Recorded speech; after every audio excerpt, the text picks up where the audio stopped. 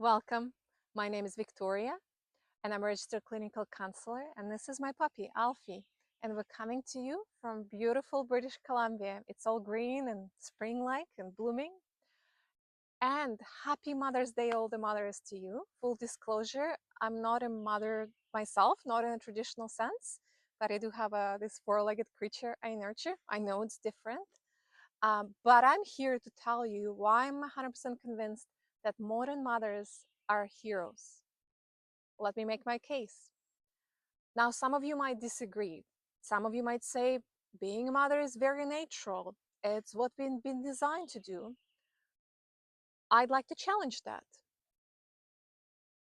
I'd like to take you on a journey for space and time. Just go with me there before the civilization, before the agricultural settlement, before the village time, because a village actually implies a settled gathering of people who do agriculture. Before into the tribes, when we lived in tribes, nomadic tribes where we traveled, we hunted and gathered. That's the time I want to invite you to go to with me. We lived in small groups where we knew everyone. We were talking about anywhere from 20 to 100 people, maybe a bit more, but you would know every single person by name. So that's the time I'm talking about. That's the time when our brains have evolved for the mothering. And how different the times are now in contrast, right? Mothers nowadays juggle multitude of different roles. They're drivers, they're first responders, they're nurses, they're mediators, they're storytellers, they're logistic planners, and the list actually goes on. That's not the end of it. And on top of that, many women have next to no support because the extended families live far away. And they might be also having a full-time, a part-time, or like a side hustle on top. Just think of that, of how much is on that plate, how times have changed. Let's go back to that tribal living where you knew everyone. And that actually makes a very important point. When you know everyone, there is this ease of being. You don't have to think about your child being snatched off the street by some evil person, right? That is not even the case. You might fear a threat from outside, from a wild animal, but you have that sense of ease that within your own tribe, it is safe. And you're surrounded by other women, aunties, other mothers, grandmothers, and you constantly in that contact. There are no boxes where we live in. You're in continuous contact. So that experience that modern mothers have where they're isolated in their apartments and they might have thoughts, oh my God, can I do this? What am I going to do if this happens? Am I doing this well enough? Am I good enough mother?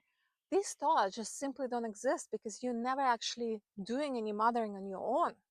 You have continuous ongoing wisdom of other women around you who are also nurturing your children. So there is a communal nurturing of the children. It's not just one single person.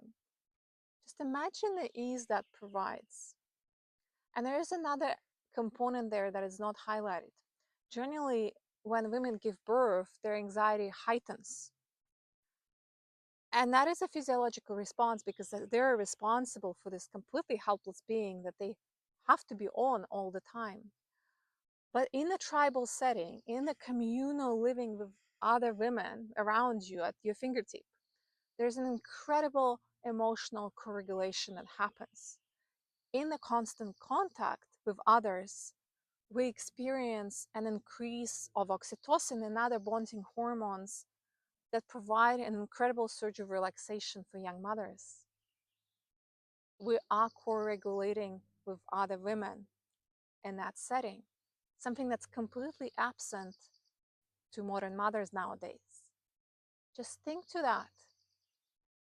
Think to that, that now we have anti-anxiety and depressant medications to compensate for that experience for young mothers, for postpartum. Motherhood was never meant to be a job for one single woman.